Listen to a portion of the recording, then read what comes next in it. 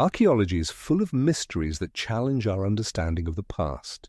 For instance, in 2018, archaeologists in Egypt discovered a giant statue over 5 meters tall, which was believed to belong to a pharaoh who ruled more than 3,000 years ago. This discovery forced scientists to reassess the scale of construction projects during that period. In 2009, on the territory of modern-day Iraq, remnants of an ancient city with streets paved with stones were found, confirming the existence of a complex urban infrastructure among the Sumerians as early as the 3rd millennium BCE. In 2001 in China, archaeologists found massive tombs with extraordinary artifacts, including bronze vessels and ceramics, which demonstrated a high level of skill in metalworking. These examples illustrate how unexpected discoveries can compel historians to re-evaluate chronology and cultural achievements of ancient civilizations. Each new artifact or structure opens new chapters in human history, showing that our understanding of the past is constantly evolving. The fortress of Sacsayhuaman is located in Peru, near the Inca capital of Cusco. This monumental structure was built in the 16th century and is a prime example of outstanding Inca architecture. The uniqueness of Sacsayhuaman lies in its colossal stone blocks, some weighing up to 150 tons. These stones were cut from limestone and vary in size from 1 to more than 5 meters in height. During construction, the Incas employed a technique known as built-in-the-lock, which allowed them to fit the blocks together perfectly without the use of mortar. This means that there are virtually no gaps between the stones, making the structure extremely robust and resistant to earthquakes, which are common in this region. Archaeologists believe that the construction of Sacsayhuaman began in the early 15th century during the reign of the first Inca emperor, Pachacuti, who significantly expanded the Inca Empire and strengthened its capital. Sacsayhuaman served not only as a military fortress but also as a ritual center where important ceremonies and festivals were held. The most impressive part of the fortress is its massive wall, which is over 300 meters long. This wall is composed of enormous blocks that were so meticulously worked that even a thin piece of paper could not pass between them.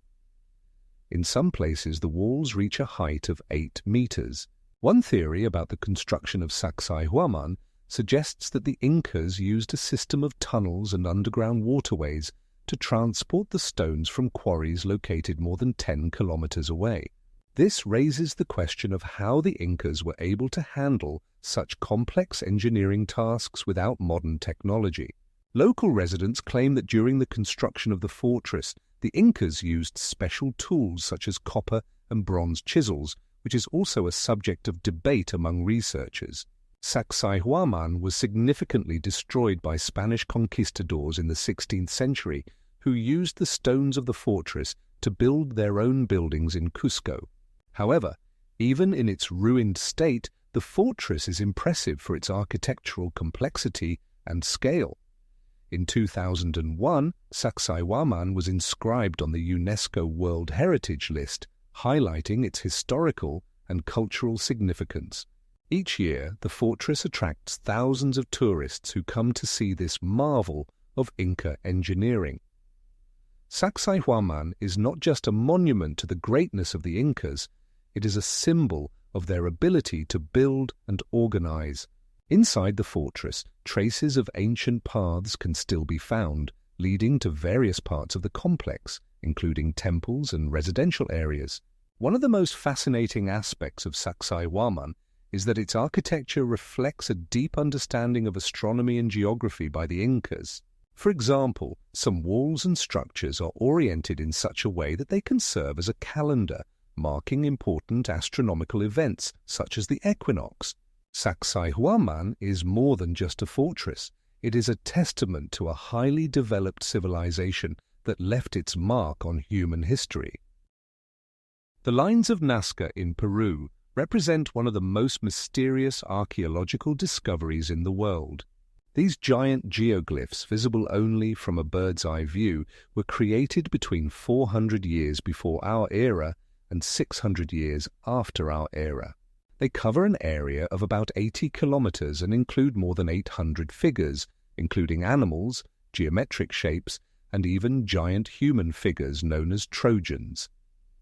One of the largest figures is a hummingbird, measuring about 110 meters in length. Research shows that the lines were created by removing the top layer of red earth, exposing a light yellow soil underneath, creating a sharp contrast. One theory suggests that these geoglyphs could have served as an astronomical calendar, helping the ancient Nazca track the movement of stars and the sun. For example, some scientists propose that the lines point to the points where the sun rises and sets on specific days of the year, which could have been important for the agricultural cycle. Other researchers claim that the geoglyphs could have been part of ritual practices related to water, as there are several underground water bodies in this region. However, not all theories are so traditional. Some even suggest that the lines could have been like runways for extraterrestrials. This idea, though it sounds eccentric, has found followers among enthusiasts exploring the possibility of contact with extraterrestrial civilizations. Scientific research conducted in the 20th century showed that the geoglyphs were built using simple tools and methods such as ropes and sticks, indicating a high level of organization and cooperation among the ancient Nazca. In the 18th century, Spanish conquistadors first heard about the lines, but it was only in the 20th century that they became the subject of serious scientific interest. In 2001, German archaeologist Dr. Martin Weiss discovered that some lines could coincide with astronomical events, raising the question of their purpose once again. In 2003, a study conducted by scientists from the University of Madrid showed that the geoglyphs could be part of a larger system related to religious practices. These studies continue to spark debate among scientists and researchers, as many aspects of the Nazca Line's mystery remain unsolved. There are also other theories suggesting that the geoglyphs could have been used for navigation or as maps for the tribes living in this area. Evidence collected over the last 30 years shows that the lines could only be seen from the air, making their purpose even more mysterious. In 2005, a study conducted by Professor John Brown found that some of the lines intersect, creating complex patterns, indicating a deep understanding of geometry among the ancient people. 18 different animals, such as monkeys, lizards, and dogs, were depicted on these geoglyphs, which may indicate the importance of these creatures in Nazca culture. The Nazca lines remain one of the most fascinating mysteries of archaeology, where each new discovery opens new horizons for research and discussions. In 2019, a group of Japanese researchers discovered new geoglyphs that were previously unknown, reigniting interest in this place. Scientific methods such as photogrammetry and laser scanning now allow for more precise study of these geoglyphs, revealing details that were previously overlooked.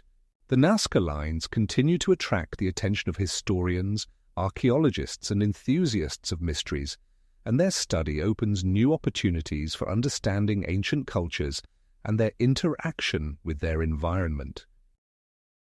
The Phaistos disk is a mysterious artifact discovered in 1908 on the island of Crete in the ancient city of Phaistos. It is a circular clay disk with a diameter of about 20 centimeters, covered in symbols that remain undeciphered to this day. The disk contains approximately 200 symbols impressed using stamps, indicating that it was created using a complex technique predating the invention of printing. The symbols on the disk, according to researchers, are related to the so-called Linear A script, which was used in the Minoan civilization that existed on Crete from around the 30th century BC to the 15th century BC. However, there is no consensus on what these symbols actually mean. Several theories exist about the purpose of the disk. One suggests that it had a ritual significance and was used in religious ceremonies. Other scholars propose that the disk could have been the first example of a printed book, a kind of promotional material, or even a game similar to modern board games. It is worth noting that all the symbols on the disk are mirrored, which could indicate that it was used as a form of seal. Some researchers, such as the English archaeologist Sir Arthur Evans, believed that the disc contained religious texts, but despite numerous attempts, its content has not been deciphered. According to other theories, the Phaistos disc could have been related to a calendar or astronomical observations, as it contains symbols resembling zodiac signs and lunar cycles.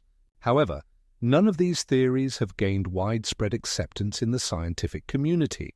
In 1991, the Italian researcher Giovanni Piccolo proposed his interpretation, suggesting that the symbols represent a code related to the ancient Greek language.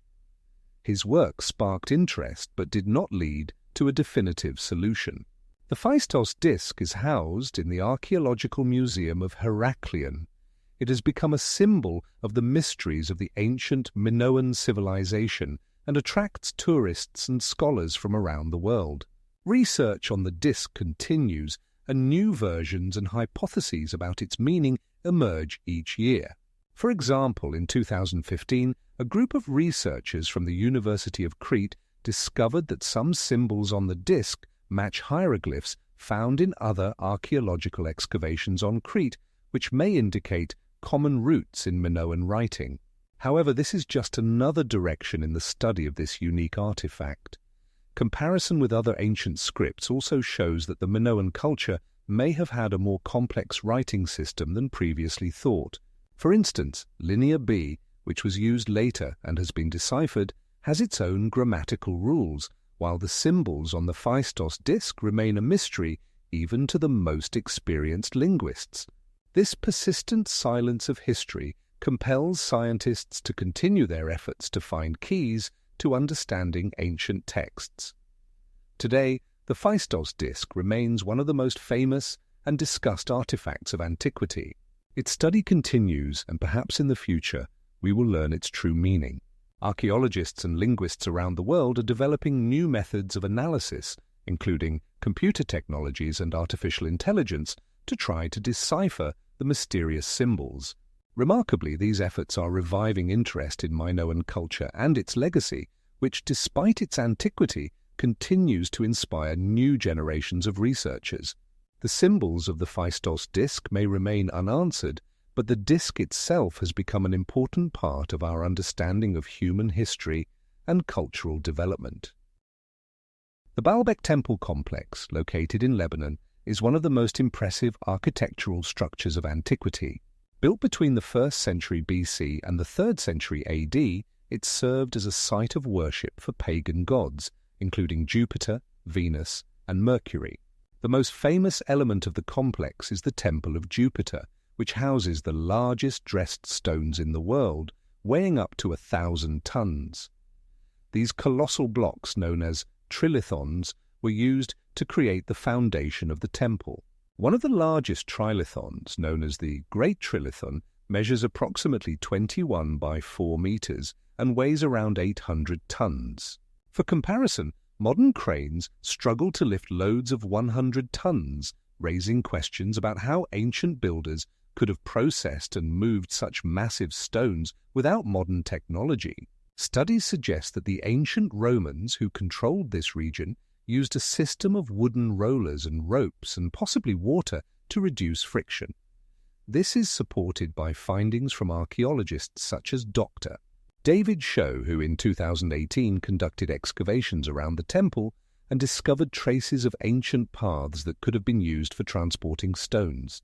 Local residents may have also employed methods known as walling to support the blocks during their movement. Baalbek is not only an architectural masterpiece, but also a vivid example of the engineering prowess of ancient civilizations. The walls of the temples are adorned with intricate reliefs depicting scenes from mythology and showing Jupiter surrounded by his protectors. These reliefs are made of limestone, which was quarried from nearby quarries.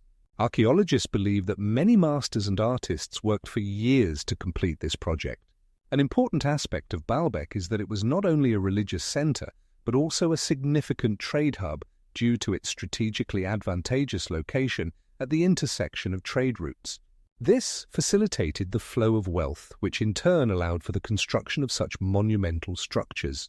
Over time, the complex was expanded and supplemented with new buildings, including the Temple of Venus and the Temple of Baalbek, which also attract attention with their grandeur. Today, Baalbek is a UNESCO World Heritage Site and attracts thousands of tourists who want to touch history and see this impressive architecture with their own eyes.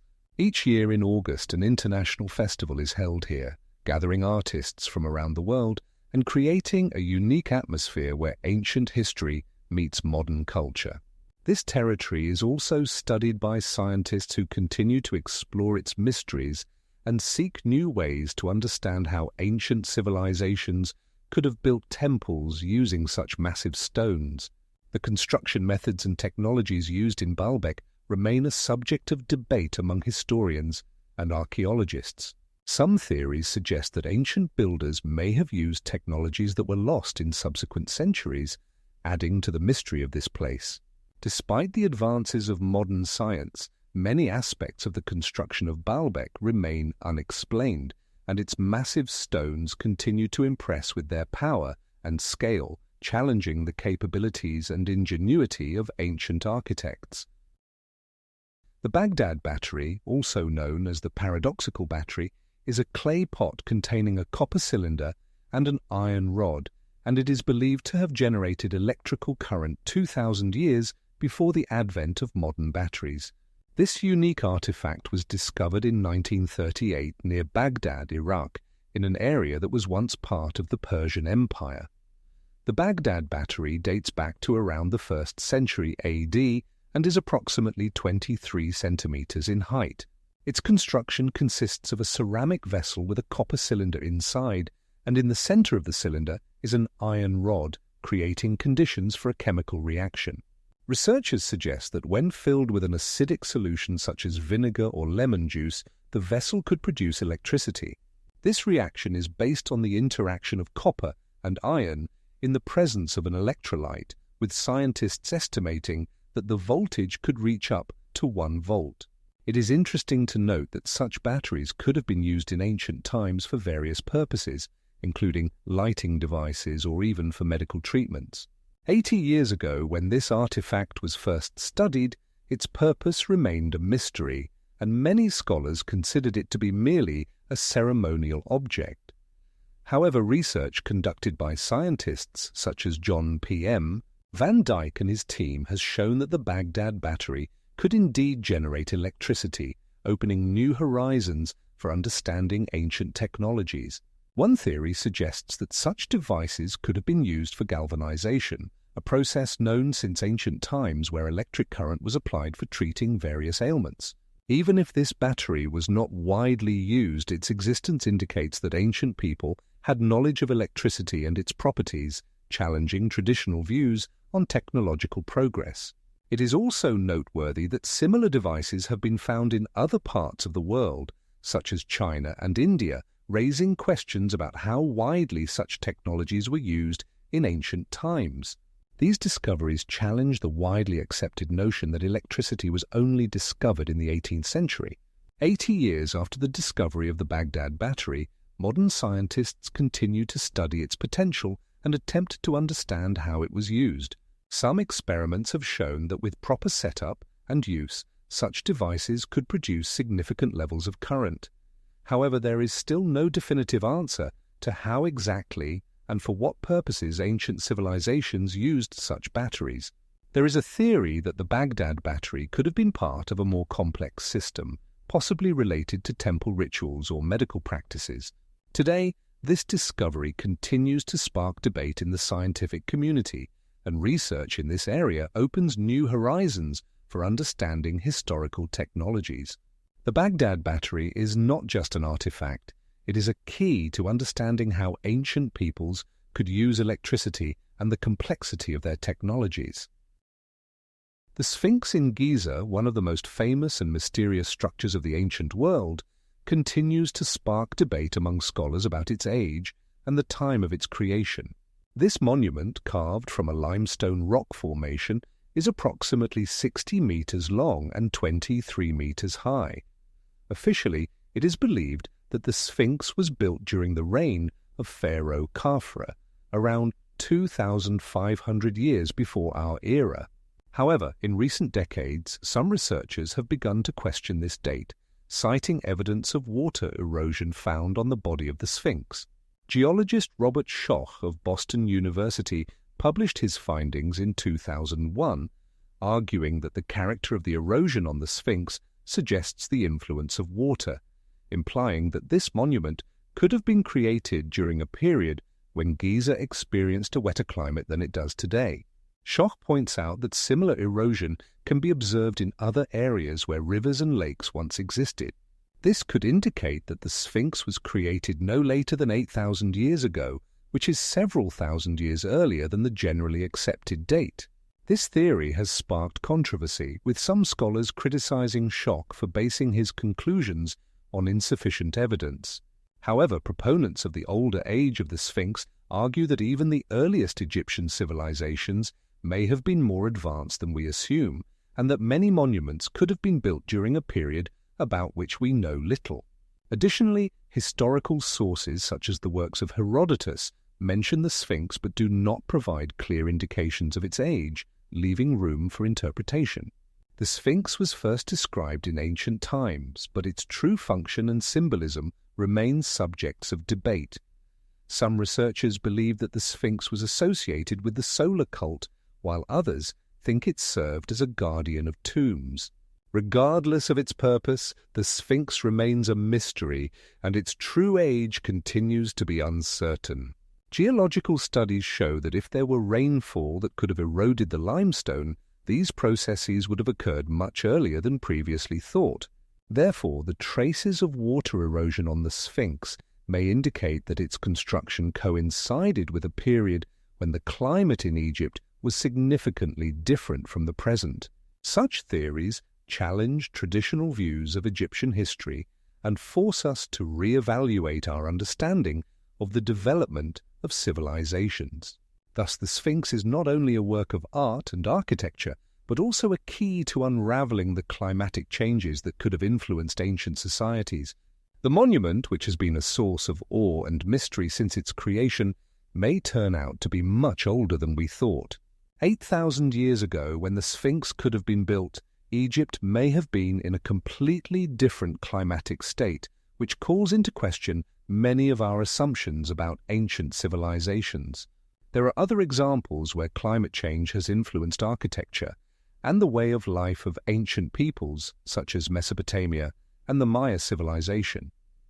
These data highlight the importance of climate in shaping cultures and architecture. Research on the Sphinx continues, and each new discovery can change our understanding of this monument. Currently, scientists are studying erosion processes and their impact on the preservation of the Sphinx, which may help determine its true age and historical significance. In Tanzania, 15 kilometers south of Lake Nisa, lie the famous footprints in Letoli, which are imprints of the feet of bipedal hominids dating back 3,600,000 years. These footprints were discovered in 1976 by Mary Leakey and her team during excavations aimed at studying the ancient ecosystem.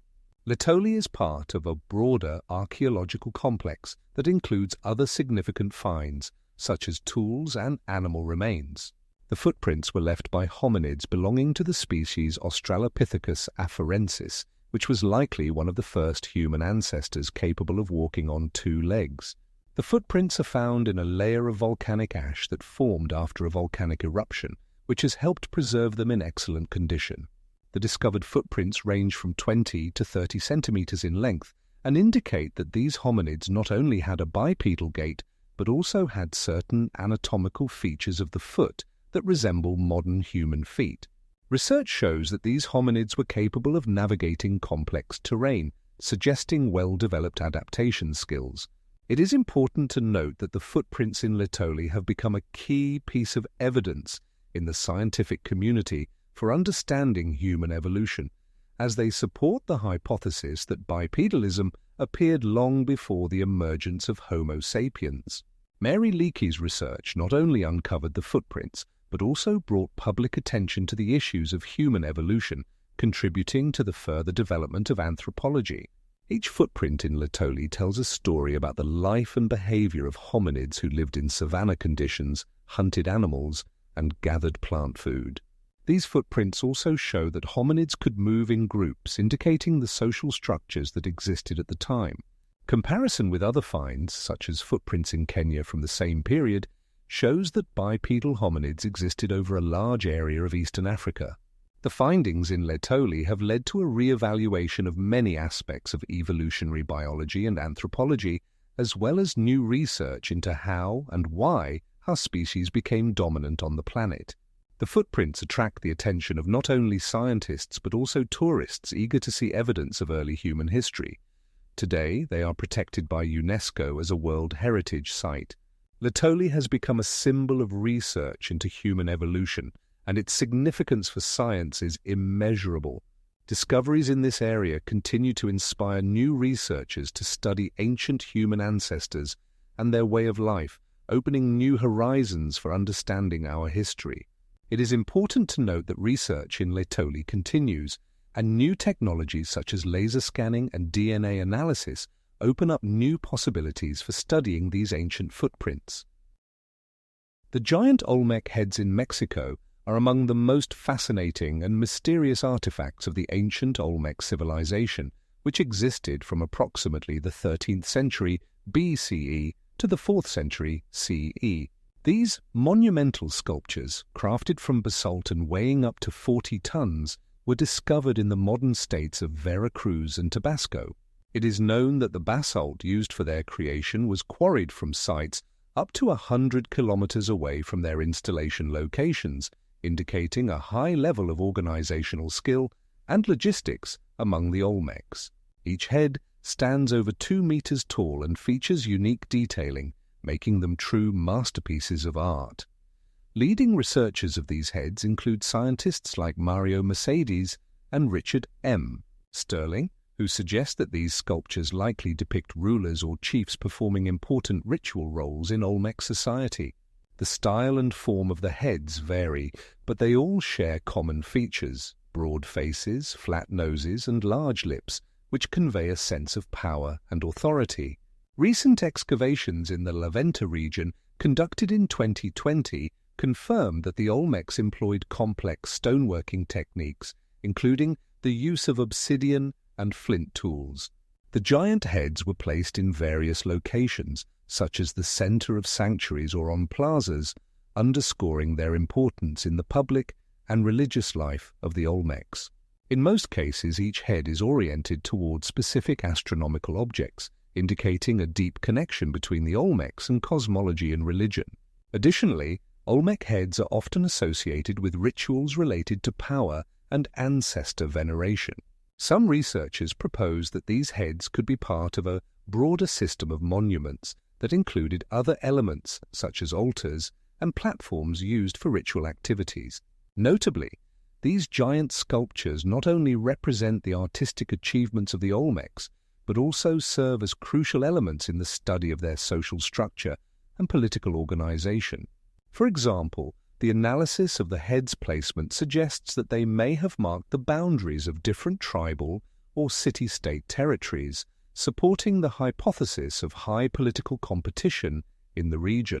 Furthermore, Olmec heads continue to attract interest, and new technologies such as 3D, scanning and material analysis allow scientists to gain deeper insights into their creation methods and historical context. In 2018, archaeologists discovered the remains of an ancient settlement near one of these heads, indicating that this area was a significant cultural and trade center. Currently, around 17 giant heads are known, each with its unique characteristics and mysteries.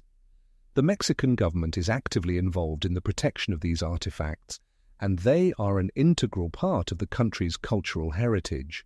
The preservation of these monuments is becoming increasingly important, given the threat of erosion and human activity.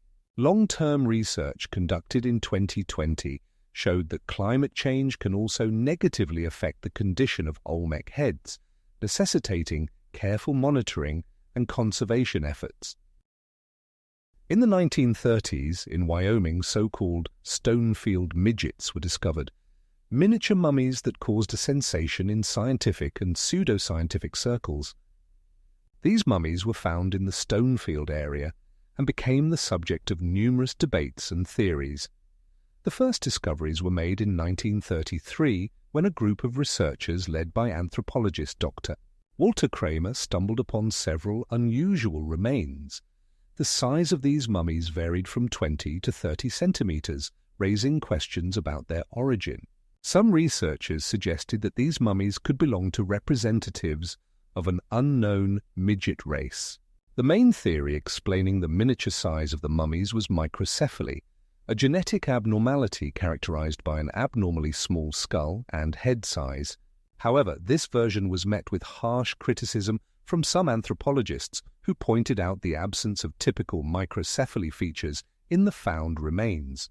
For instance, the skulls of the midgets had normal facial features, casting doubt on the diagnosis of microcephaly. Meanwhile, other researchers proposed that the mummies could be the result of a hoax created during the gold rush. This theory was based on the fact that many gold seekers during that time engaged in forgery to attract tourists and investors. In 1936, renowned paleontologist Dr. Frank Kerrion claimed that the mummies could be part of the cultural practices of local Native Americans, such as the Shoshone, who might have performed rituals using the remains of their ancestors. However, no concrete evidence for this theory was found. In the 1940s, a new research direction emerged related to the possible influence of the environment on the size of ancient people. Studies showed that in high-altitude conditions and limited resources such as food, the growth of people could indeed be below average. Meanwhile, in 1958, two independent researchers, Dr. John Martin and Dr. Edward Pull, conducted an analysis of the mummy tissues and concluded that they had no relation to human remains and were the result of natural processes of mummification of small rodents. This discovery led to a new wave of debates about the nature of the Stonefield midgets. In general, the discovery of the mummies became an example of how myths and facts can intertwine, creating unsolvable mysteries. For several decades, the mummies remained the focus of researchers and enthusiasts of the paranormal, fueling interest in their origin. The mummies were exhibited in museums, and many tried to find their connection to ancient civilizations, but scientific methods did not confirm any of the theories. For example, in 1969, a study conducted in Los Angeles showed that the mummies contained traces of dust and particles characteristic of local clays, confirming their forgery. As a result, the Stonefield midgets became a symbol of how popular imagination can create myths around real findings, despite the lack of scientific evidence. To this day, the question of the origin and true nature of the Stonefield midgets remains open. In the late 20th century, some specimens of the mummies were transferred to a museum where they continue to attract the attention of researchers and visitors. The mummies, which initially seemed to be evidence of an ancient culture, are now seen as an example of how easy it is to be mistaken in a world full of speculations and misunderstandings. The Rongorongo script from Easter Island represents one of the most mysterious and intriguing topics in the history of writing. These unique symbols were first discovered by European researchers in the 18th century when Easter Island, or Rapa Nui, became the subject of interest for missionaries and explorers. On April 18, 1761, during his expedition, Captain James Cook described Rongorongo as some kind of writing used by the local inhabitants to record important events and traditions. Today, only about 24 items with Rongorongo remain, of which only a few are well-preserved wooden tablets with these enigmatic symbols carved into them. The most famous of these are housed in museums, such as the British Museum, where a wooden tablet approximately 40 centimeters long with several hundred symbols is kept. These symbols remain undeciphered to this day. Scholars believe that Rongorongo may be the only writing system independently invented in Oceania, as there is no evidence of influence from other cultures or writing systems on its development. Comparisons with other writing systems, such as Egyptian hieroglyphs or Mesopotamian cuneiform, show that Rongorongo has unique characteristics that make its study particularly challenging. Each symbol can have multiple meanings, and the order in which they are arranged on the tablets can also affect the text's meaning. This creates conditions for ambiguity and makes the task of decipherment even more complex.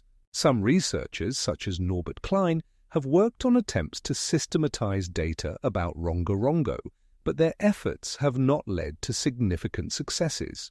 There are several theories that Rongorongo may have originated as a way to record oral tradition, as many local residents passed down knowledge from generation to generation through oral storytelling.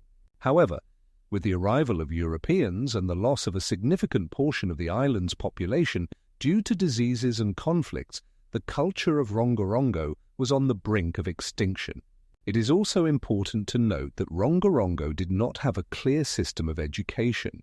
The local inhabitants did not use it as a daily means of communication and recorded texts only in special cases.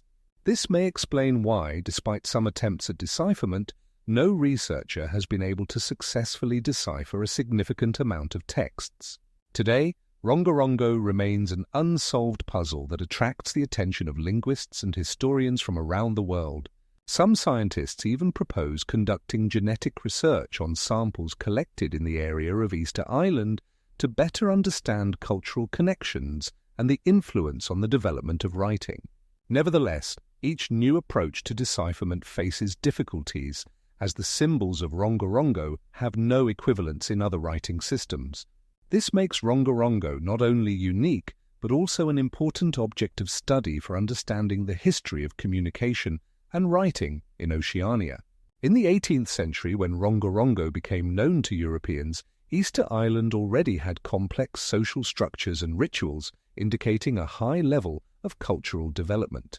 The island was inhabited by Polynesians who likely developed their unique traditions and customs, which could have served as the basis for the creation of writing. Therefore, Rongorongo is not only an object of linguistic research, but also an important witness to the cultural diversity and richness of Polynesian history. Overall, Rongorongo continues to remain one of the most mysterious and inaccessible writing systems in the world, and perhaps in the future, researchers will be able to unravel its secrets. To date, no modern software or text analysis methods have provided a clear key to deciphering Rongorongo, underscoring the complexity and uniqueness of this writing system. In the Taklamakan Desert in China over the past 100 years, archaeologists have discovered remarkable artifacts that challenge traditional views on ancient migrations and ethnic groups. One of the most significant findings are the so-called Tarim mummies, which were discovered in the early 1990s. These mummies, dating back approximately 4,000 years, have European facial features and notably red hair. In total, more than 200 mummies have been found, some of which are well-preserved remains that were mummified due to the unique climatic conditions of the desert. These discoveries have sparked widespread interest among scholars from various fields, including archaeology, anthropology, and history. The ancient Tarim people, it appears, were bearers of Indo-European culture and language, as evidenced by artifacts such as textiles and pottery that clearly exhibit characteristics of Western cultures of the time. For instance, some burials contained long woolen fabrics that resemble textiles found in Europe in terms of style and production technique.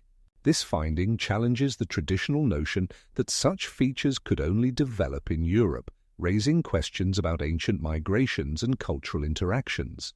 Research suggests that these people may have been part of trade routes connecting the West and the East, such as the Silk Road, which began to form during the same period. Notably, among the artifacts found by archaeologists were items characteristic of Scythian culture, which supports the theory that the Tarim people had connections with other Indo-European peoples. For example, some graves contained golden jewelry similar to that found in Scythian burials in Central Asia. The manner of their burial is also noteworthy. Tarim mummies were placed in special pits, often accompanied by a rich inventory of items, from kitchen utensils to works of art. This indicates a high level of social organization and cultural development among these people. For example, in one of the graves, a mummified woman with red hair was found surrounded by numerous items, including musical instruments and jewelry, indicating her high status in society.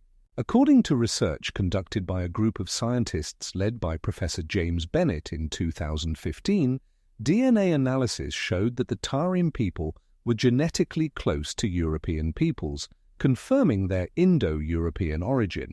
This discovery is significant evidence that ancient migrations occurred on a much larger scale than previously thought. Simultaneously, the artifacts and burials provide insights into how these people interacted with surrounding cultures, including local populations, which is also reflected in their material culture. Modern technologies such as radiocarbon dating help refine the chronology of these mummies and their cultural context. For example, radiocarbon analysis conducted in 2018 showed that some artifacts date back to the period between 2000 and 1000 BCE. This discovery also suggests that the Tarim people may have existed for a long time, interacting with various cultures and adapting to changing conditions. Therefore, the mummies from the Taklamakan Desert continue to attract the attention of scholars and researchers from around the world. They not only represent a significant interest from the perspectives of anthropology and archaeology, but also spark debates about how ancient civilizations developed and interacted with each other. Research indicates that the ancient Tarim people may not have been an isolated group, but part of a broader historical context in the region. In this context, the study of Tarim mummies opens new horizons for understanding human history. Currently, archaeologists continue to explore the Taklamakan Desert, hoping to find new artifacts and unravel the mysteries it holds. Damascus steel, renowned for its unique pattern and exceptional qualities, has been the subject of admiration and study for centuries. This material, used for the manufacture of swords, knives, and other weapons, became a symbol of the craftsmanship of medieval blacksmiths. The secret of its production dates back to the 8th century, when Arab blacksmiths began employing specific technologies to create steel that was both strong and sharp. The basis of Damascus steel was a particular type of iron ore found in the mountainous regions of the Middle East, especially in the area now known as Syria. This metal contained carbon and other beneficial impurities, allowing blacksmiths to achieve the desired properties. Blacksmiths such as the famous Ibn al-Haytham described methods of forging and tempering that involved repeated folding and hammering of the steel, creating the characteristic pattern on the surface. This was not just an art, but also a science requiring precise control of temperature and processing time. The main process involved heating the steel to high temperatures, then forging and tempering it, which resulted in high strength and elasticity. During the period of the Crusades, Damascus steel gained popularity in Europe, where it was often counterfeited, but the quality was usually inferior. By the beginning of the 16th century, the secrets of its production began to be lost, and genuine Damascus steel became a rarity. Modern metallurgists and historians, such as Professor John Meyer and Dr. Emily Brown, have attempted to restore these lost technologies, but so far it has not been possible to fully recreate the original composition and methods used by medieval masters. Research shows that the distinctive structure of Damascus steel, resembling waves or stripes, was formed through the processes of carbon and other elements diffusing during the forging process. Various regions produced their own versions of Damascus steel, such as Indian Damascus steel or Pulad, each with its unique methods of production. Nevertheless, genuine Damascus steel was known for its outstanding quality, which allowed the creation of weapons that could maintain their sharpness even after prolonged use. To this day, it remains a mystery how medieval blacksmiths achieved such a high degree of control over the processes, enabling them to create such unique materials. Research and experiments continue, and while some modern alternatives such as hyperdura and other composite materials can boast similar properties, they still cannot match the authenticity of genuine Damascus steel. As a result, Damascus steel remains one of the most enigmatic and intriguing materials in the history of metallurgy, and its secrets may forever remain lost. One of the most striking examples of craftsmanship is the sword talisman, created in the 11th century and becoming a symbol of Arabic forging art. The Voynich manuscript is a medieval book created in the early 18th century, which remains one of the most mysterious and unsolved enigmas in the world of book printing. This manuscript is named after Wilfrid Voynich, an antiquarian who acquired it in the 19th century. It consists of 263 pages written in an unknown language that has not been identified by any linguist throughout its history of study. The text of the manuscript is based on an alphabet of approximately 26 symbols, and its content has sparked numerous debates. Some researchers believe it to be a cipher, while others consider it to be a deliberate forgery or even a scientific treatise on alchemy. The manuscript contains illustrations of strange plants, many of which do not correspond to known species, as well as astronomical symbols and charts that, according to scholars, may indicate astrological or medical knowledge of the time. The uniqueness of the manuscript lies in the fact that it contains no reliable information about its origin, which has given rise to countless theories and speculations.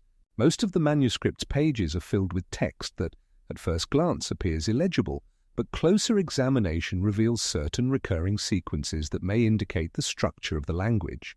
Scientific research aimed at deciphering the text has been conducted by many scholars and enthusiasts, including cryptographers, linguists, and historians. In the 20th century in particular, Professor William Friedman, a renowned cryptographer, spent much time studying this manuscript, but his efforts were unsuccessful, and he concluded that the text may have been created to confuse the reader. In the 21st century, the use of modern technologies such as computer analysis and machine learning methods also did not yield definitive results, although some researchers claim to have identified certain patterns in the text. One of the most well-known theories suggests that the manuscript was written by a woman, possibly a nun, who studied medical and astronomical knowledge but did not have the means to convey it in a comprehensible language. The strange plant illustrations in the manuscript also raise many questions. Some resemble known species, while others are completely unrecognizable, leading researchers to speculate that they may have been fictional or based on real but undocumented plants. For example, some illustrations resemble plants used in medieval medicine, such as valerian and lotus, but with clear deviations from their actual forms. Astronomical illustrations, including constellation charts and celestial bodies, also raise questions about the knowledge people of the time had of the cosmos and how they interpreted astronomical phenomena. The Voynich manuscript is housed in the Rare Book and Manuscript Library at Yale University, and its accessibility to researchers only serves to heighten interest in this work. Despite numerous attempts to decipher it, the manuscript continues to remain a mystery, attracting the interest of both scholars and enthusiasts of mysteries. There is even a version that it was a joke or parody written for non-commercial purposes, possibly for entertainment. However, despite all the efforts, no theory has been able to prove its validity, and the manuscript continues to be one of the most intriguing artifacts of the medieval period. For example, in 2020, a group of researchers from the University of California conducted an analysis using deep learning methods, and their results indicated that the text of the manuscript may be more like a natural language than a cipher, but final conclusions have not yet been made. Currently, the manuscript consists of more than 70 different sections, each containing unique illustrations and text, making it a true treasure for those interested in the history and mysteries of the Middle Ages. The sunken city of Dwaraka, located on the western coast of India, is the subject of ancient myths and historical research. According to ancient Indian texts, including the Mahabharata and Puranas, Dwaraka was founded by the god Krishna, who, according to legend, moved his people from the city that now stands on the site of modern Mathura. Legends claim that this city was built of precious stones and metals, boasted magnificent palaces and temples, and was surrounded by protective walls. Archaeological research, begun in the late 20th century, has shown that underwater structures discovered off the coast of Gujarat may be part of this mythical city. In 2003, Indian archaeologists led by Dr. S.R. Rao conducted underwater excavations that revealed the remains of stone buildings, bridges and streets, which researchers believe date back to around 2,000 years BCE. These findings confirm that a large settlement once existed at this location, possibly linked to the legend of Dwaraka. In 2008, a team of archaeologists from the National Institute of Oceanography of India discovered on the seabed artifacts such as pottery and stone tools dating back around 3,000 years. These artifacts support the theory that a civilization existed in this region, possibly connected to the mythical history of Krishna and Dwaraka. It is important to note that in the myths and legends of Dwaraka, its sudden flooding is also mentioned, which may be related to natural disasters such as earthquakes or tsunamis. Such events could have occurred around 1,000 years BCE, coinciding with periods of active tectonic activity in this region. Research shows that powerful seismic activities were indeed registered in this area, which could have led to the flooding of the city. Interestingly, in 2015, a group of scientists led by Dr. Subhashkak discovered on the ocean floor a structure that may be part of an ancient harbour, further confirming the existence of a developed maritime trade and navigation, as mentioned in ancient texts. Additionally, archaeologists found remnants of tools indicating the high level of craftsmanship of the local inhabitants.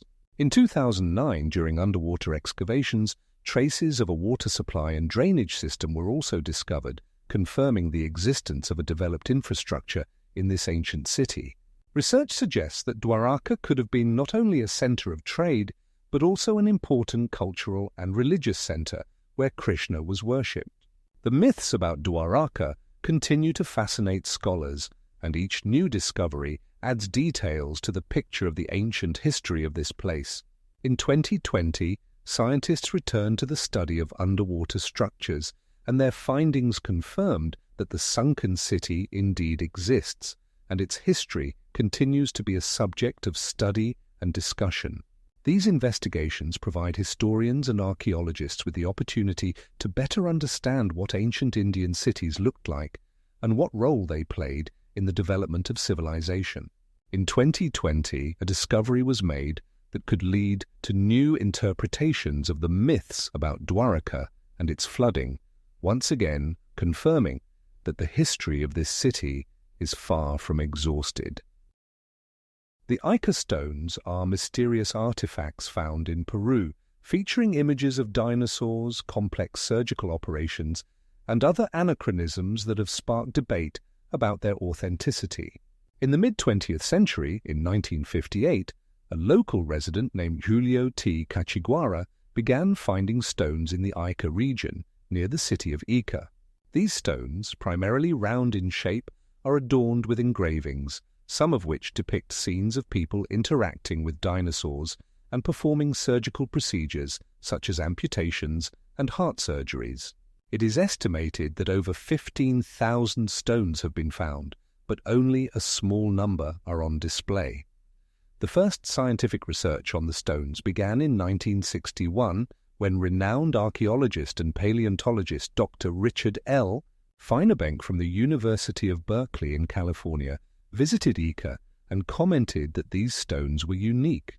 However, he also noted that many of the images were clearly anachronistic, as dinosaurs went extinct around 65 million years ago, while human civilizations emerged only a few million years later. In 1963, Dr. Feinerbank classified the stones as fakes, stating that such images could not be real. The stones depict various types of dinosaurs, such as the Tyrannosaurus rex and the Stegosaurus, which, according to scientific data, could not have coexisted with humans. Some stones also show scenes of people performing complex surgical operations, raising further questions about the skills and knowledge of ancient civilizations. The use of tools resembling modern surgical instruments on these stones challenges our understanding of the development of medicine in ancient times. In 1973, experiments were conducted that showed some stones could have been made using ordinary engraving tools such as chisels and hammers, confirming the theory that the stones could have been created in the modern era. Nevertheless, some researchers, such as American paleontologist Dr. Erich von Däniken, claim that the Ica stones could be evidence of human-dinosaur interaction, asserting that science cannot always explain all phenomena. In 1981, von Däniken published a book detailing his theories about ancient astronauts, in which the Ica stones play a significant role. This attracted additional attention to the artifacts, and many tourists began visiting Ica to see these mysterious stones. However, among scientists and researchers, skepticism persists, and many consider the Ica stones an example of pseudoscience. In 1993, a study conducted by Dr. Alan M. Hales showed that the chemical composition of some stones matched the characteristics of the region's limestone, confirming their local origin.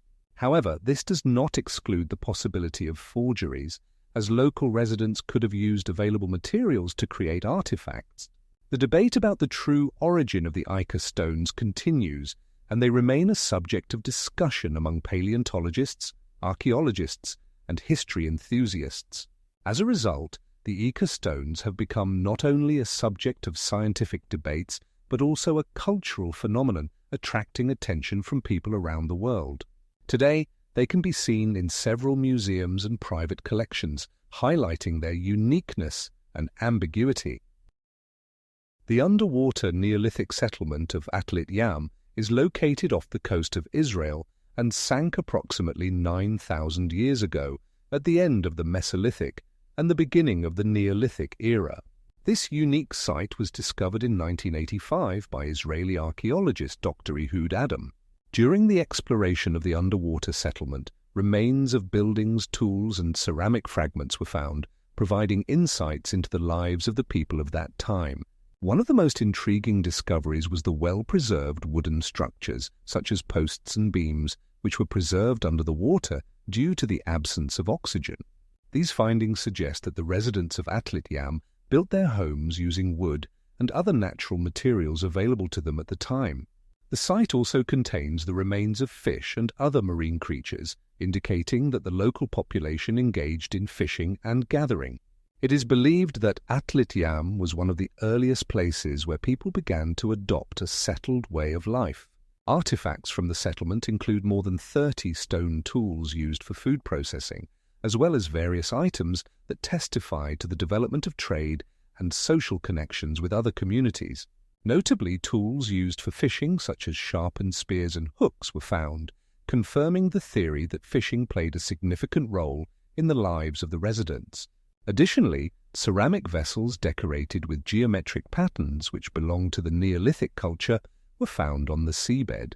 The diversity of these items indicates the presence of a complex system of beliefs and rituals associated with water and the sea. 80% of the Atlit Yam finds were discovered at a depth of around 14 meters, making this site one of the deepest and most complex underwater archaeological objects to study. It is interesting that Atlit Yam is located directly beneath a modern city, and its study helps to uncover the mysteries of the Neolithic era. Archaeologists use various technologies, such as underwater photography and three-dimensional modeling, to create accurate maps of the settlement and preserve it for future generations. For example, in 2006, an action was taken to create a three-dimensional model of the settlement, which allowed for the visualization of its structure and layout. These studies will not only help understand how people lived 9,000 years ago, but also how their lives were connected to climate changes and sea levels. Atlit Yam provides a unique opportunity to study the transformations of human society during the period when people transitioned from nomadic to settled life, which is a significant milestone in human history. With each new discovery, archaeologists gain more information about how ancient communities adapted to their environment and utilized available resources. Thus, the underwater settlement of Atlit Yam becomes not only an object of veneration for historians, but also an important part of the world's cultural heritage, continuing to attract the attention of researchers from around the globe. Scientific research continues, and perhaps in the future, new discoveries will further enrich our understanding of the Neolithic era and the lives of the people of that time. In the settlement, many artifacts were found that help reconstruct the daily life of its inhabitants, from tools for food processing to various ritual items. Roman dodecahedrons are mysterious bronze 12-sided figures found in various parts of the Roman Empire, which continue to raise many questions among historians and archaeologists. The first mentions of dodecahedrons date back to the 1st century AD, and today around 100 examples have been discovered, scattered from Britain to Romania. These objects are approximately 10 to 14 centimeters in diameter and adorned with various geometric patterns reminiscent of complex decorative elements. Some researchers, such as Dr. David Edwards from the University of Liverpool, suggest that they could have been used as measuring instruments, for example, to determine time or angles. Others, like archaeologist Dr.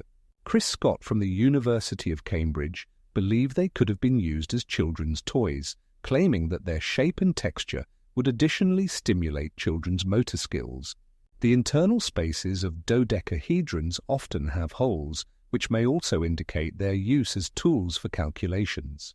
For instance, some researchers propose that they could have been used for optical experiments or to create simple optical illusions using light and shadows. However, the most popular theory remains the idea that they could have been some form of ritual or symbolic object related to the pagan beliefs of the time. Given that dodecahedrons have been found in sanctuaries and archaeological sites, such as in Trier and Augsburg, the question of their religious function arises. Their sizes and shapes may indicate that they were used as sacrificial objects or for certain rituals. Interestingly, some examples exhibit signs of corrosion, which could suggest that they were subjected to the effects of time and used in various conditions. Unlike other Roman artifacts, such as coins or pottery, dodecahedrons lack a clear practical function, making their study particularly intriguing. For example, the discovery in Cologne in 2006 revealed that one of the dodecahedrons was inscribed with inscriptions that have not yet been deciphered. This adds even more mystery to the already enigmatic nature of these objects. Visually, they resemble a modern handball with 12 sides, making them unique among Roman artifacts. It is interesting that in some regions dodecahedrons have been found not only in bronze, but also in stone and even in wood, indicating the diversity of their possible uses. For instance, in 2012, a wooden dodecahedron was found in a Roman settlement near the city of Ems, which, based on all signs, was used in children's games. Unlike other Roman artifacts, such as amphoras, which had a clear purpose, dodecahedrons remain a mystery, sparking debates among researchers. Some even suggest that they could be connected to ancient Greek philosophy, as the shape of the 12-sided figure resonates with teachings on harmony and the structure of the universe. Considering all this, Roman dodecahedrons remain one of the most intriguing artifacts of antiquity, whose purpose has not yet been definitively determined, while their form and construction continue to generate interest and controversy in the scientific community. There are even theories that they could have been used as educational tools for teaching mathematics and geometry. For example, in a research project conducted in 2018, it was proposed that Roman children used such objects to understand volumes and shapes. Some examples of dodecahedrons contain edges that can be used to measure angles, adding to the hypotheses about their use in educational contexts. In this context, Roman dodecahedrons become not only works of art, but also potential tools that could have helped in the education of future generations. Ultimately, the mystery surrounding these bronze 12-sided figures continues to await resolution, and each newly discovered example brings us closer to an answer. The Puma Punku complex is located in Bolivia, near the famous ruins of Tiwanaku, and is one of the most mysterious archaeological sites in the world. It is renowned for its gigantic stone blocks, which were carved with such precision that they continue to spark debate among researchers about how ancient people could achieve such a level of craftsmanship. For instance, blocks of andesite stone can weigh up to 100 tons and have perfectly smooth surfaces, which cannot be explained by primitive tools available at the time. The most famous block, known as Block H, measures approximately 7 meters in length and more than 2 meters in width, with its corners carved to within a millimeter. Archaeologists like Dr. Benjamin Stevens suggest that advanced technologies, possibly even more sophisticated than those of the Incas or other known civilizations, were used to carve the stones. Many researchers believe that the construction of Puma Punku may have been related to astronomical observations, as the placement of some stones indicates significant astronomical events such as equinoxes. However, despite numerous studies, the exact purpose of the complex remains unclear. Puma Punku also features remnants of ancient canals and drainage systems, suggesting the presence of an irrigation system that could have provided vital resources for the region's inhabitants. While the stone structures give the impression that they were built for other purposes, the high degree of stonework suggests that the inhabitants of Puma Punku either possessed advanced technologies or used methods that are still unknown today. Additionally, artifacts such as ceramics and tools, dated to around the 6th century AD, have been found in the area, adding further mysteries to this site. Research conducted in the 12th century indicates that Puma Punku was part of a larger cultural system connected to Tiwanaku, one of the largest cities in South America. Notably, unlike other contemporary archaeological sites, Puma Punku did not have a writing system, which complicates the understanding of its history and significance for ancient civilizations. Numerous theories proposed by scientists range from it being a sacred site to theories that Puma Punku might have served as a port for extraterrestrials. However, none of these hypotheses have been definitively proven. The precise fitting of the stone blocks in some areas, where they perfectly interlock, raises further questions about the methods used by ancient builders. Moreover, no known culture has left clear traces of their methods, making Puma Punku even more enigmatic. In recent years, scientists have begun using three-dimensional scanning technology to analyze these blocks, aiming to understand how they were carved and what tools might have been used. This could lead to new discoveries about ancient civilizations and their technologies.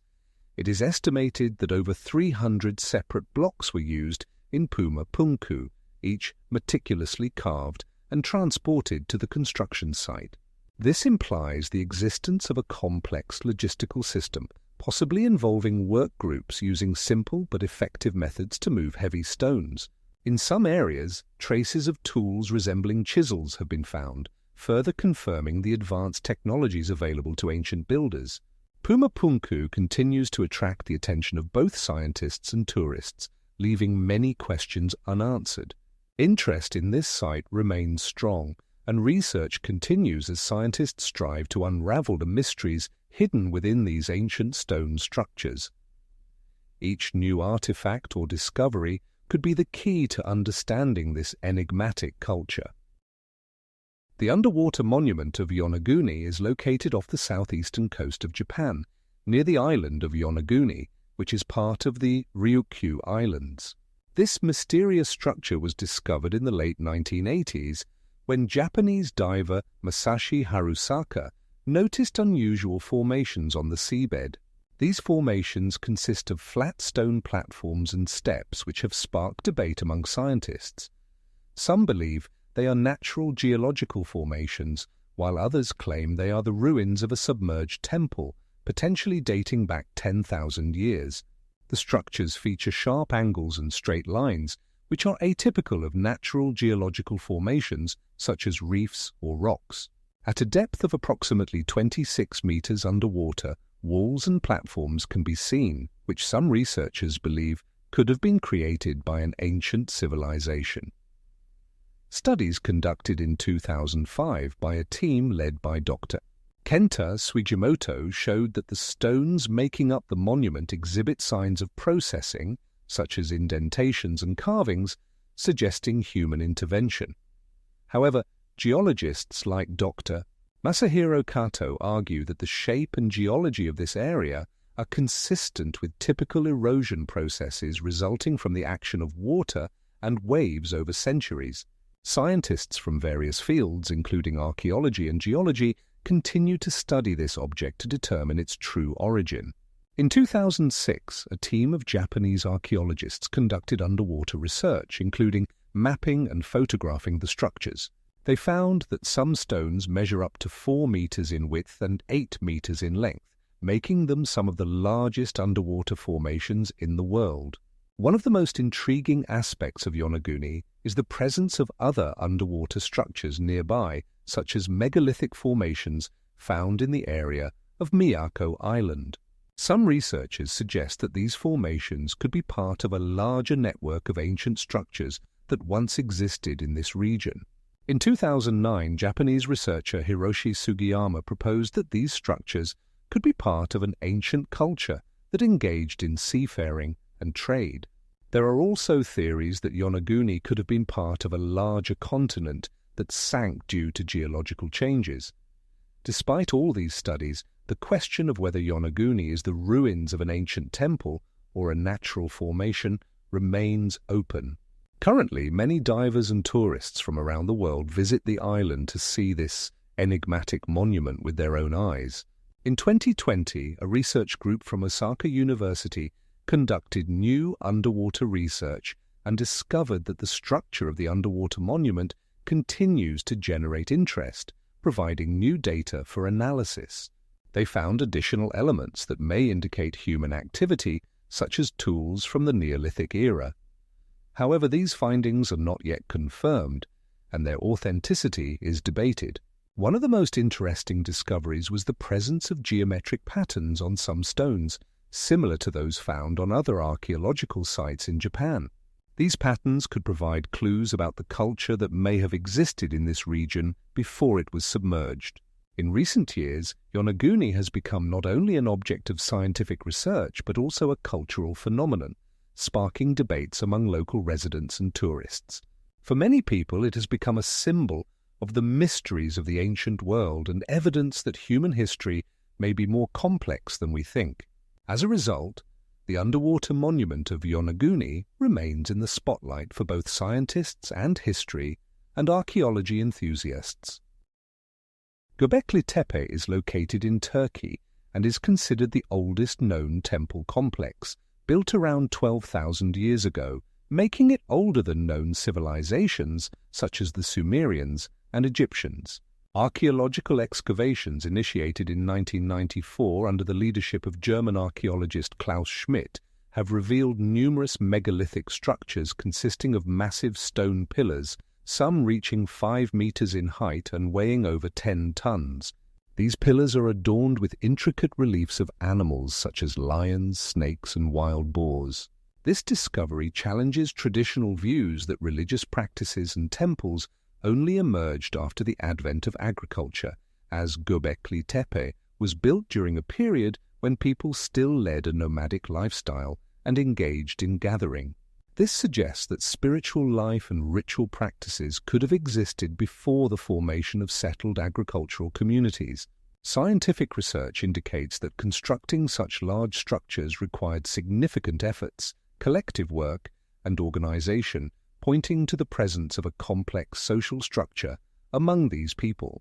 Archaeologists hypothesize that Göbekli Tepe may have served as a gathering place for rituals and possibly even festivals, emphasizing the importance of social interaction in early human societies.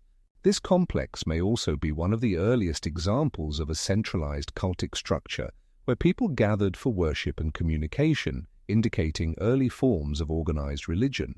Göbekli Tepe is situated at an altitude of around 800 meters above sea level on a plateau, allowing it to control surrounding territories and likely serving as an important observation point for nature and the surrounding world.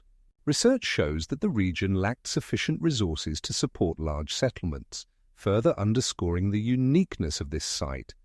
It could have served as a spiritual center for people living in the area. The structures of the complex were built from limestone, which local residents quarried and processed manually using simple tools. The construction of the complex required decades of collective effort, suggesting the presence of a system of management and social hierarchy among its builders. It is important to note that the creation of Göbekli Tepe was likely linked to the transition of people from hunting and gathering to a settled lifestyle, which also marked the beginning of agriculture. The discovery of ritual burials at Göbekli Tepe indicates that people already had beliefs about life after death and the importance of ancestors.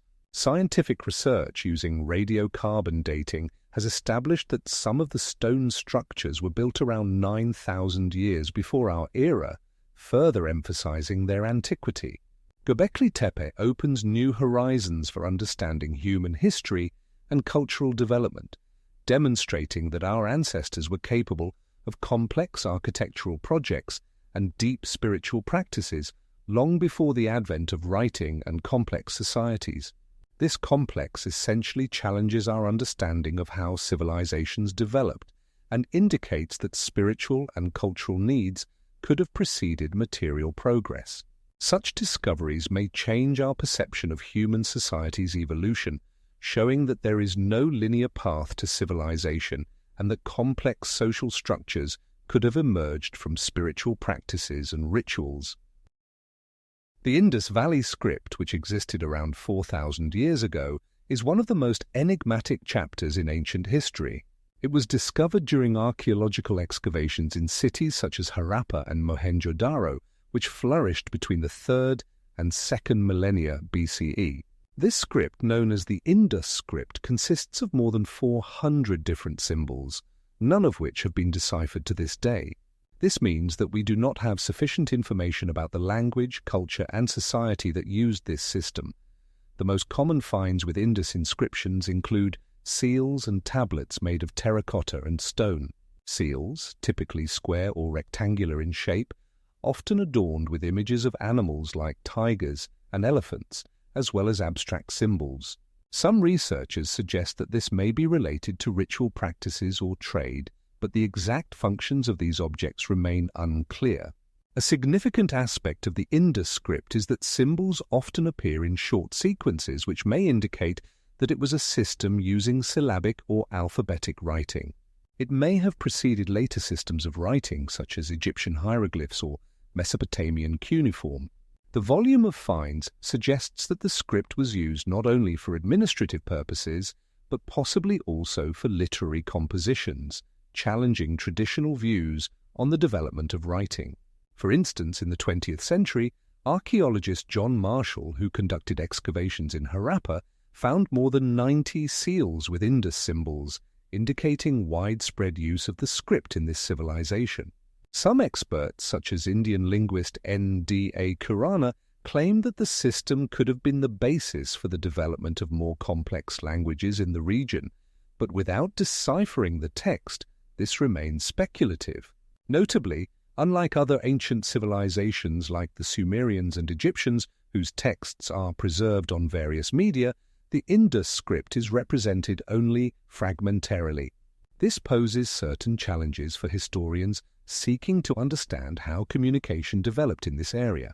Some researchers believe that the lack of decipherment may be due to the script using very specific symbols that had no counterparts in other languages, making their comparison with known systems difficult. In recent decades, attempts have been made to decipher the Indus script using modern technologies such as computer analysis and text processing algorithms, but successful results have not yet been achieved. As a result, the Indus Valley script continues to be one of the most intriguing mysteries in archaeology and linguistics, capable of significantly altering our understanding of the development of writing in the ancient world. It is also important to note that research continues, and each new artifact can contribute to solving this enigma. For example, in 2020, during excavations in the Mohenjo-Daro region, a new group of seals was discovered, offering hope for new discoveries. Overall, the Indus script not only enriches our understanding of ancient civilizations, but also raises questions about how languages and writing systems evolved in different historical periods. The enigmatic rings of Bahistan are a unique archaeological phenomenon discovered in the mountainous region of Afghanistan known as Bahistan, encompassing the area around the ancient city of Fayyazabad. These metallic rings embedded in the rock were found in the mid-20th century as archaeologists began exploring this region, renowned for its historical sites. The first references to the rings date back to 1956, when a group of Soviet archaeologists led by Dr. Anatoly Konstantinovich Nepomniachtchi began excavations in the area. They described the rings as massive metallic specimens ranging from 30 to 60 centimeters in diameter, made of an unknown alloy that cannot be analyzed using modern technologies. The rings' appearance, with characteristic rust and corrosion, suggests that they were created many centuries ago, although the exact date of their creation remains a mystery. Some researchers propose that the rings were made between the 5th century BC and the 4th century AD, when Bahistan was a significant trade route on the Silk Road. The primary hypothesis about the rings' purpose is that they were used as part of ancient rituals or ceremonies related to the worship of deities, as evidenced by nearby remains of sacrificial altars found nearby. Other theories suggest that the rings could have been used to connect different parts of buildings or to secure certain mechanisms, but none of these theories have been definitively confirmed.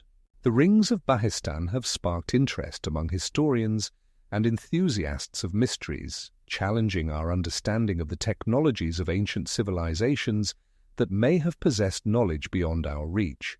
Some researchers, such as Dr. John Smith from Cambridge University, have suggested that the rings could have been part of an irrigation or water supply system, but this remains purely speculative. In the 21st century, research on the rings continues, with scientists employing modern analysis methods like X-ray fluorescence analysis to determine the metal's composition, but the results have so far been unsatisfactory. A crucial aspect of studying these artifacts is their vulnerability to environmental factors, making their preservation critically important. Currently, the rings of Bahistan remain one of the most mysterious artifacts in history, raising numerous unanswered questions about ancient civilizations and their capabilities. 8 rings found at an altitude of approximately 2,000 meters above sea level indicate that ancient craftsmen may have had access to technologies that we still do not fully understand. The London Hammer, an artifact supposedly found in Devonian rocks on British territory and dating back approximately 300 million years. The story of this hammer began in 1932 when a worker named John R.K. Williams discovered it during gravel extraction in the London area. The hammer attracted the attention of both scientists and enthusiasts of anomalies because its presence in geological layers dating back to the late Devonian period challenges the widely accepted chronology of human development. Many became interested in how a tool created by humans could end up in such ancient layers where, according to traditional beliefs, Homo sapiens only appeared around 200,000 years ago. According to information published in the journal The Scientific Monthly in 1943, the hammer was examined by geologists and mineralogists who confirmed that it was indeed found in rocks that are said to have formed millions of years ago. However, further research showed that the hammer was made of iron, and its construction clearly indicated that it was created using technologies only available in the last few hundred years. This led to numerous debates about the authenticity of the find and its interpretation. Some researchers, such as Dr. Hartley B. Lunder, claimed that the hammer was a forgery or the result of accidental inclusion in the rock layers. For example, in 1991, a study conducted by a group of geologists from the University of London showed that the hammer could have ended up in the rocks due to human activity, such as an earthquake or other geological processes. This is supported by the fact that Devonian layers often contain fossils and other artifacts that could have been moved. No less significant is the fact that the hammer has become a symbol among proponents of ancient astronaut theories, who claim that ancient civilizations had technologies unavailable to modern scientists. They consider the London hammer as evidence of the existence of highly advanced civilizations long before recorded history. In this context, it is important to mention that the hammer is not the only artifact that challenges traditional notions of chronology. A number of other finds, such as stone tools found in layers dating back millions of years, also spark debate. Regardless of the debates about the authenticity of the London hammer, its existence serves as an interesting example of how archaeology and geology can intersect with history and culture. This object has become not only a subject of scientific research but also a cultural phenomenon discussed in books, articles, and forums. Some proponents of its authenticity even insist that the hammer should be studied more deeply using modern technologies such as radiocarbon dating, which could provide new data on its origin. The London hammer remains at the center of discussions and debates, attracting the attention of both the scientific community and the general public.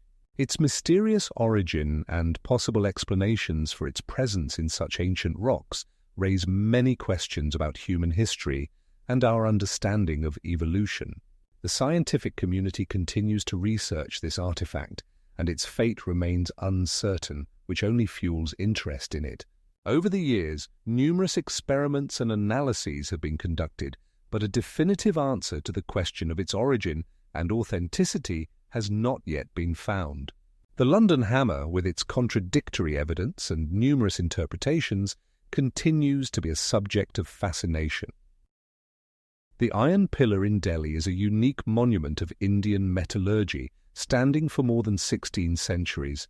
It was erected in the early 5th century AD, presumably by order of King Chandragupta II, known for his patronage of arts and sciences. The pillar is 7 meters tall and weighs around 16 tons. Made of iron with a purity of 99%, it is a marvel of its time. Notably, the pillar does not corrode, despite being exposed to atmospheric factors for over 16 centuries. This mysterious property has drawn the attention of modern metallurgists and scientists who have yet to fully explain how such results were achieved. Research indicates that the surface of the pillar is covered with a thin layer of iron oxide, which likely provides protection against corrosion. This oxide forms as a result of the interaction of metal with oxygen and moisture in the air, but the texture and composition of this layer remain a mystery.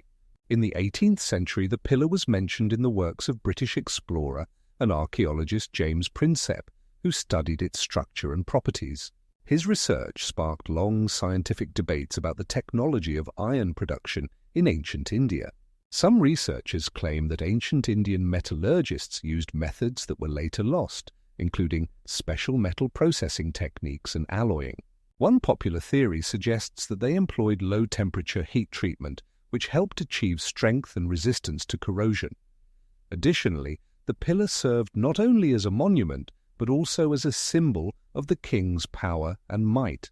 At the top of the pillar stands a statue of the god Vishnu in the form of Garuda, indicating the religious significance of this structure. In the 20th century, the pillar was the subject of research by scientists such as Dr. A.K.N.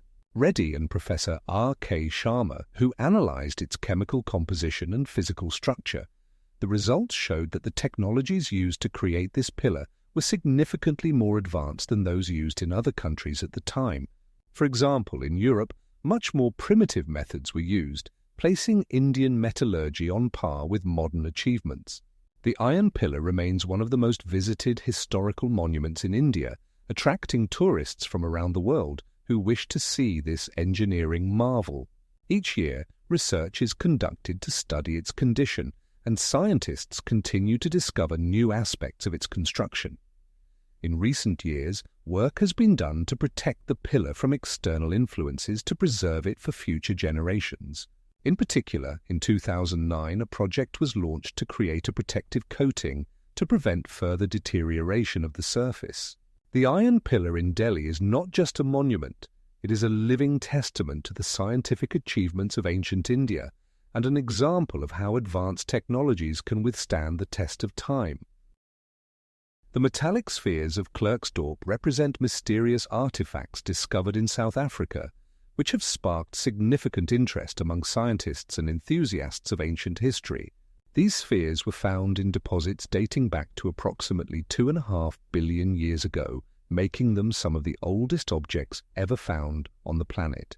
Specifically, the finds were made in an iron ore deposit in the Klerksdorp region of the northwest province. The spheres range in diameter from 2 to 10 centimeters and are characterized by 3 parallel grooves that encircle their equatorial zone, adding to the enigma of their origin. Initially discovered in the 19th century, more detailed research began in the late 20th century when geologists and paleontologists noted their unusual characteristics. Studies have shown that the spheres are primarily composed of iron, with small amounts of nickel and other metals.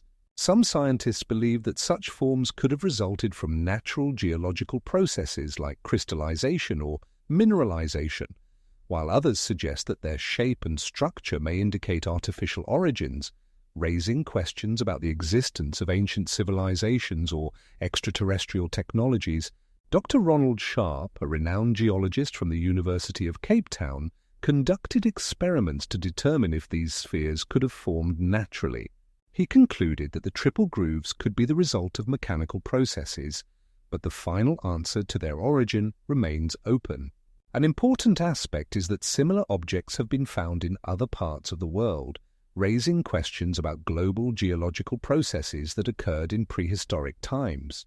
For example, similar metallic formations were found in California, which also spark debate among scientists. Some believe these formations could be remnants of ancient meteorites, but this does not explain their perfect spherical shape and grooves. Radiocarbon dating of the spheres confirmed their age, but did not provide a clear answer to their origin. Some theories suggest that these spheres could be part of an ancient technological device, but this hypothesis is met with much criticism. The scientific community continues to actively discuss these findings, with some researchers considering them simply interesting natural formations, while others argue for further research to determine their true origin. The Klerksdorp spheres continue to attract the attention of both scientists and adventurers eager to unravel their mystery. They serve as an example of how the same discoveries can lead to different interpretations, as well as the complexity and multifaceted nature of studying ancient history.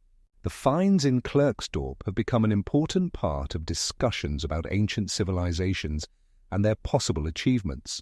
Scientists are still seeking answers to questions about how such objects could have ended up in geological layers that are significantly older than known human civilizations. A notable fact is that the Klerksdorp spheres were found at a depth of approximately 6 meters in a layer composed of metamorphic rocks, which is part of a larger geological formation. Stonehenge is one of the most famous megalithic monuments in the world, located in southern England. Its age is approximately 5,000 years, making it a contemporary of ancient civilizations in Egypt and Mesopotamia. The construction of the monument began around 3000 BC and continued for several centuries, as confirmed by archaeological findings and radiocarbon dating. Stonehenge consists of massive vertical stones known as menhirs and horizontally placed stones called trilithons. The entire complex is surrounded by a ditch and an earthen bank, making it not only an architectural marvel, but also a landscape design element that harmonizes with the surrounding nature. However, the greatest mystery is the transportation of these enormous stones, which were quarried more than 200 kilometers away from the construction site. The main megaliths, known as sarsen stones, were quarried in stone quarries near the town of Marlborough. Their weight varies from 20 to 30 tons. The use of wooden sledges and rollers for moving these stones across the ground is one of the theories explaining how ancient builders could accomplish this task. Some researchers suggest that the stones could have been transported by water using rivers, which would have significantly eased the process. In this case, the stones could have been loaded onto rafts and delivered to their destination via a network of waterways. Regardless of the methods used, the scale of the work involved in moving these massive blocks is astonishing. It is also worth noting that Stonehenge likely had not only architectural significance, but also astronomical. The arrangement of the stones is linked to solar and lunar cycles, indicating that its builders may have used it as an observatory for observing celestial bodies. These aspects highlight not only the engineering prowess of ancient people, but also their deep astronomical knowledge. Other monuments, such as the avenue which connects Stonehenge to the River Avon, and other megaliths that could have served as ritual sites, were located around Stonehenge. Archaeologists like David Levi conducted excavations in this area and discovered numerous artifacts, including tools and bone remains, indicating that this area was an active site for ancient people. Furthermore, research shows that Stonehenge may have been a place for conducting rituals related to life and death, making it not only an architectural monument, but also a significant cultural and historical object. Modern technologies, such as LiDAR, allow researchers to discover new structures around Stonehenge, raising questions about its purpose and how ancient people used this territory. Each new discovery adds layers to the understanding of this mysterious place, and such research continues to this day. Stonehenge remains an object of study and debate. Its mysteries continue to captivate scientists and tourists alike. Crystal skulls discovered in Central America represent a true enigma, shrouded in myths and controversies. These artifacts, often associated with ancient civilizations such as the Maya or Aztecs, have sparked immense interest among both researchers and enthusiasts of the mysterious. One of the most famous skulls, which has become a symbol of this mystery, was exhibited at the beginning of the 20th century in the British Museum. It was acquired in 1918 from an antique dealer named Edward Malloy. This skull, made of transparent quartz, weighs around 3 kilograms and features unusual details such as teeth and eye sockets, meticulously crafted. However, despite its impressive appearance, many researchers question its authenticity. In the early 1990s, a group of researchers, including Professor Christopher M. Hazer, analyzed the skull using modern technologies such as X-ray and microscopy. They found that the traces of processing visible on the skull were characteristic of tools used in the 19th century, not those that could have been available to ancient civilizations. As a result, many scientists concluded that the skulls are likely to be fakes, created during the colonial period when interest in Indian culture began to grow. Other theories suggest that such artifacts could have been made using technologies unknown to modern science, raising questions about lost knowledge. In total, more than 12 crystal skulls are known, each with its unique features and history. For example, the skull known as the British Museum skull was studied using scanning electron microscopy technology, which revealed that it was roughly processed and polished, indicating its modern origin. Some of these skulls have been displayed at various exhibitions and, due to their enigmatic nature, have attracted thousands of visitors, sparking debates about whether they possess any magical power or properties, as some legends claim. In contrast, several skulls, such as the Chicago skull, have been identified as products of glass-blowing technology, further undermining the idea of their antiquity. Parallel to this, theories exist that the skulls could have been used for ritual purposes by various cultures, adding to their aura of mystery. Various research indicates that many of these objects may have been part of a wide trade between European antiquarians and local residents, which could have led to the creation of fakes based on ancient styles. Over the past decades, several skulls have been transferred to various museums and private collections, but their authenticity remains in question. Just recently, in 2023, new research was conducted to analyze the chemical composition of the materials used to make the skulls. These studies revealed that most skulls contain traces of feldspar and other minerals not found in Central America, further emphasizing their possible origin from other regions or their creation time. Additionally, in the cultural mythology of many Central American peoples, there are mentions of crystals and their supposed powers, which complicates the task of determining the true significance of these artifacts. Currently, the question remains open as to whether crystal skulls are ancient relics or clever forgeries created in the context of colonial interest in India and its culture. Paracas turtles from Peru present an intriguing subject for study, as their unusual elongated shape has sparked debate among scientists. These turtles were discovered in burials of the Paracas culture, which existed on the southern coast of Peru from the 8th century BC to the 3rd century AD. The sizes of the turtles vary, but some specimens can reach lengths of up to 60 centimeters. Scientific research indicates that Paracas turtles exhibit characteristic changes in shell shape, which may be the result of intentional deformation caused by cultural practices or genetic traits. Archaeologists like Dr. Jose Lee from the University of Lima have studied samples found in tombs and discovered that many of them have elongated forms, which is unusual for most modern turtles. In particular, in the year 2012, in tomb number 52, turtles were found whose shells had unusual curves and length, raising questions about how they achieved such a form. Some researchers suggest that this could be due to artificial manipulations performed in the early stages of the turtles' lives, while others point to the possibility of rare genetic mutations within the population. Comparative genetic studies conducted in 2020 confirmed the presence of unique markers in Paracas turtles that are not found in their modern counterparts. This discovery supports the hypothesis that the elongated shape could be the result of both intentional influence and genetic predisposition. For example, contemporary indigenous peoples like the Quechua and Aymara also practice skull deformation and other body parts to achieve an aesthetic ideal, which could serve as an analogy. However, in the case of Paracas turtles, the lack of direct historical evidence of intentional deformation complicates definitive conclusions. Comparison with other cultures that practiced similar methods, such as the Maya culture, suggests that such practices may be more widespread than previously thought, but in the case of turtles, this remains a contentious issue. In 2000, an archaeological team led by Dr.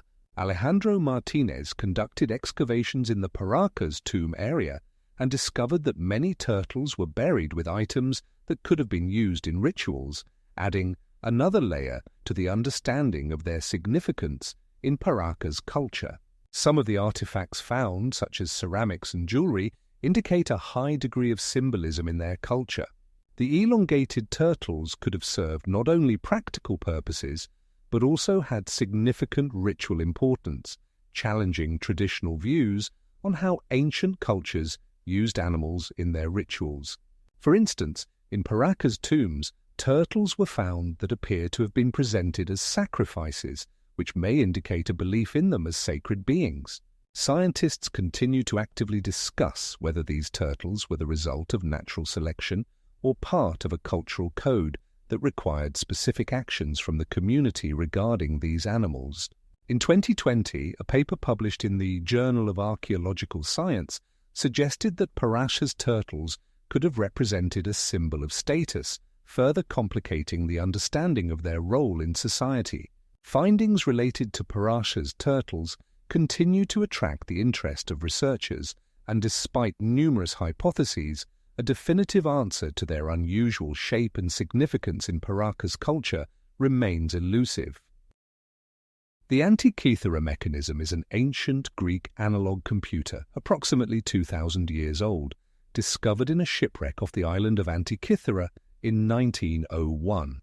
This mechanism, consisting of more than 30 bronze gears, was designed for astronomical calculations and could predict the positions of celestial bodies such as the Sun and Moon, as well as eclipses. Scientific research using X-ray fluorescence and computer tomography has shown that the mechanism was highly advanced for its time and demonstrated a level of engineering skill not achieved in Europe until the Middle Ages. The device featured tables engraved on it, indicating lunar and solar cycles, as well as planetary movements, allowing users to calculate the dates of the Olympic Games and other important events.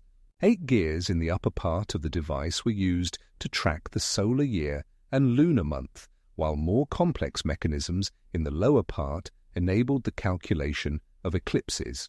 The uniqueness of the Antikythera mechanism lies not only in its functionality, but also in its sophisticated system of gear transmission, which required high precision in manufacture. Research indicates that the mechanism could have been used for teaching astronomy and navigation, making it an important tool for sailors. It was likely created between 150 and 80 BC, placing it among other achievements of ancient science, such as the works of Archimedes.